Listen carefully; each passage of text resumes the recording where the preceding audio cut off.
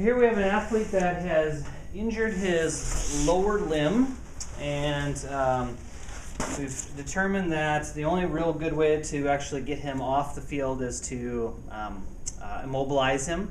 And so what we're going to do is we're actually going to use what's called a vacuum splint. The reason it's called a vacuum splint is that you actually are sucking air out as opposed to blowing air in.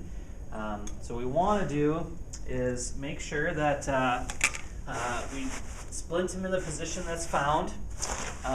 This vacuum splint has these small little beads in here. So what you want to do is you want to make sure that before you actually place it on, you flatten all those beads out so there's no spots in the actual wrap that are bunched up that will make it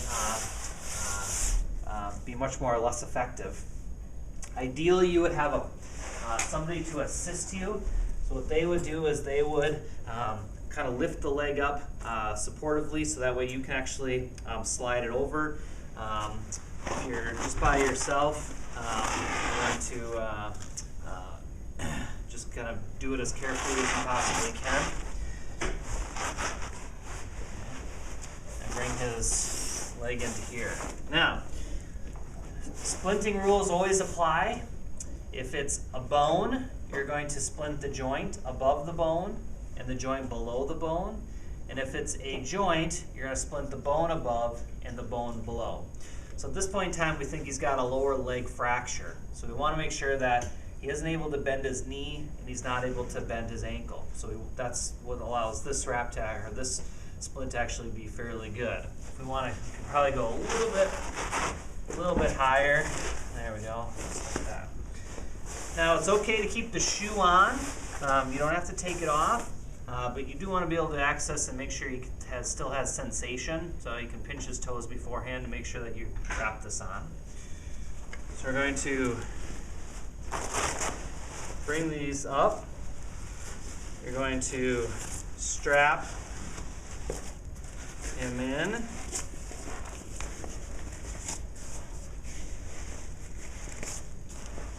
Make sure that wraps right around the foot, so that way it's going to help secure his foot in.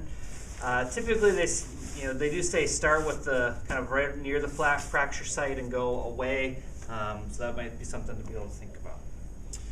So now you have a couple of pieces here. You have the hose and you have the pump. The valve for this actually has a white plastic piece. So you always think about the white plastic piece goes to the white plastic piece, and the metal end goes onto the metal end. Even though this here is rubber, you want to make sure that you're doing it on the right end. So we push this in until it clicks. It's very important that it actually clicks, so that way it's nice and secure. Now the biggest trick, and what people don't always forget, is where actually to attach it. Because on one end you suck air actually out, on the other end it blows air out. So if you think about, there's a plunger or a metal piece here. As I pull this out, it's going to draw air up, push it out this way, and suck air into here. So this is the end that actually pulls the air out, and this is the end that blows the air out. So I want to make sure that I'm not blowing air in, I'm actually sucking the air out. So attach it here. I'm just going to pump. It's going to keep getting kind of smaller. It shouldn't inflate. If it inflates, you're doing it wrong. It should deflate. So you can see a lot of those beads are starting to become kind of more secure. Once I get it pumped down quite a bit, it shrinks in size. So now what I actually have to do is re-secure it with all these straps. Okay, because it's a little bit smaller because I sucked quite a bit of air out of it.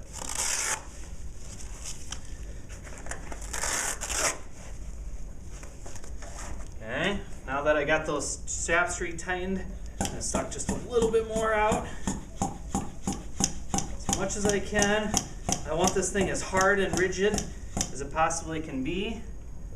I'm going to unsecure it. Okay, now this kind of actually, it's nice and hard. You want to see, can he actually, bend his knee, move his foot? It should actually be fairly secure. Now what I can do is I can recheck circulation. You can still feel that. You can check pulse possibly, but here, just really looking for circulation. Now he's ready to be transported, sent to the emergency room or hospital or wherever he's going to be able to go. And so great way to be able to transport him without causing more damage to the lower leg. Now, when you send him to the clinic, always send the pump with, because otherwise, they got to cut it off. So in order to actually get it off, you actually reverse the tube.